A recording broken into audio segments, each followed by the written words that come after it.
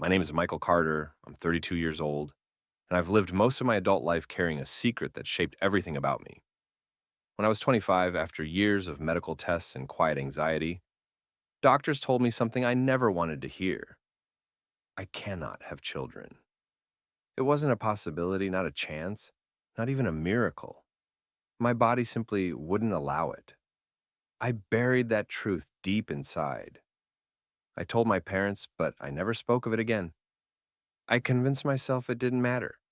I could still live a full life, maybe adopt someday, maybe find happiness in other ways. But deep down, I knew it would always haunt me. Years later, I met Emily, a woman who seemed to bring light into every room she entered. She was warm, funny, ambitious, and she made me believe in love again. We dated for 2 years, and I thought I had finally found someone who could heal the broken parts of me. She dreamed of a family, of children running through the yard, of Christmas mornings filled with laughter. I never had the courage to tell her the truth. Then, one evening, Emily came home with tears in her eyes and a trembling smile. She sat me down on the couch, held my hands, and whispered, "Michael, I'm pregnant. You're going to be a father." The words hit me like a thunderclap. My heart stopped. Outwardly, I forced a smile, hugged her, pretended to be happy. But inside, I felt the ground collapse beneath me. Pregnant? With my child? That was impossible. From that moment, every detail of Emily's life became suspicious. I noticed her late nights at work, the way she guarded her phone, the sudden mood swings. Things I had ignored before now seemed like flashing red lights. I tried to convince myself I was paranoid. Maybe the doctors were wrong. Maybe there was some miracle. But deep down, I knew the truth. I couldn't father a child, which meant Emily had betrayed me.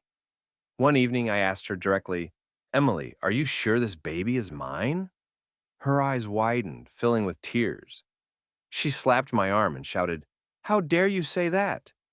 You're the only man I've ever loved. Don't you trust me?" Her reaction was dramatic, almost rehearsed. I wanted to believe her, but the doubt gnawed at me. I began investigating quietly. I checked her phone when she left it unattended. I looked through her messages, her emails. Most were normal, but then I found a string of texts from David, her colleague at the marketing firm. They weren't explicit, but they were intimate. "I miss you. We need to talk. Last night was unforgettable." My stomach twisted. It was him. It had to be. Emily's birthday was approaching, and I decided that would be the perfect moment. Friends, family, colleagues, everyone would be there. If she had lied to me, if she had betrayed me, I wanted the truth to come out in front of everyone. The night of the party, the house was filled with laughter, music, and clinking glasses. Emily looked radiant, glowing in a way only expectant mothers do. She held her belly proudly, accepting congratulations from everyone. I stood in the corner, watching, waiting.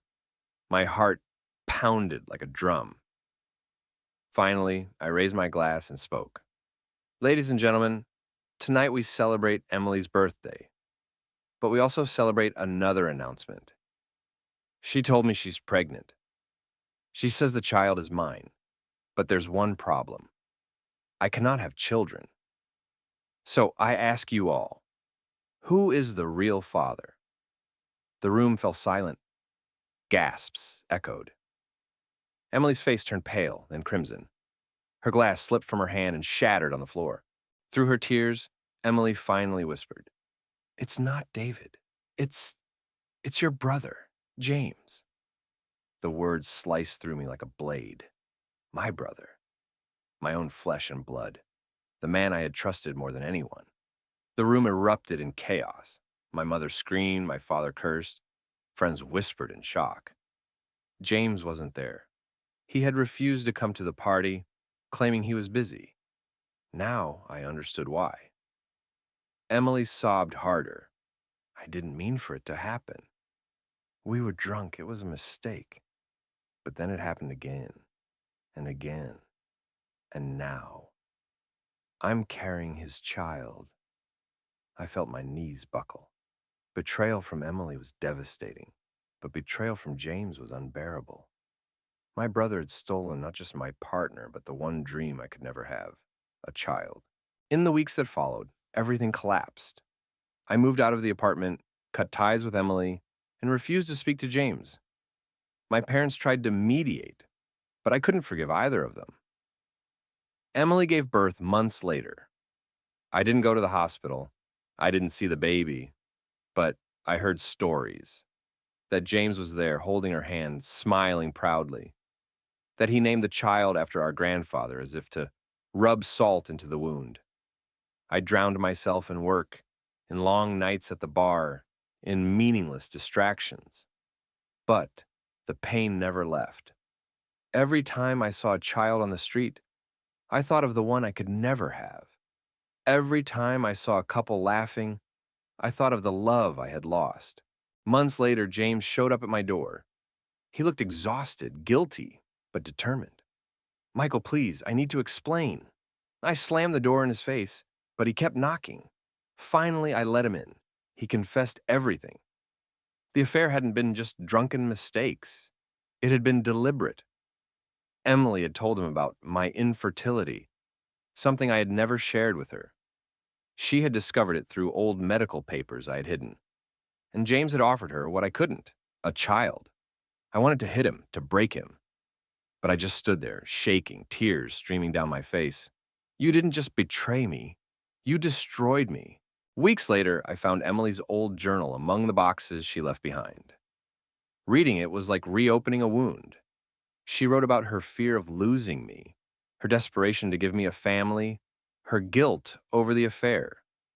But then I found something shocking. She had considered IVF.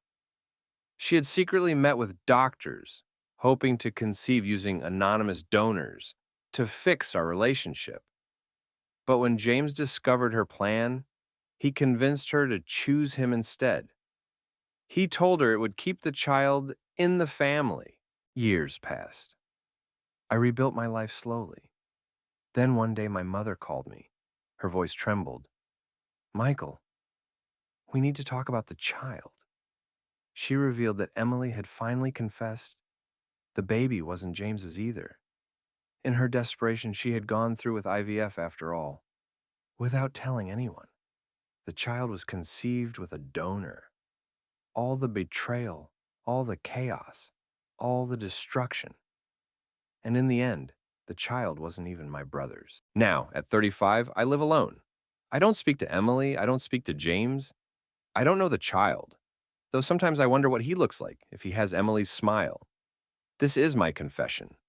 Secrets destroy families, lies breed betrayal, and silence is the deadliest weapon of all. I thought I was protecting myself by hiding my infertility.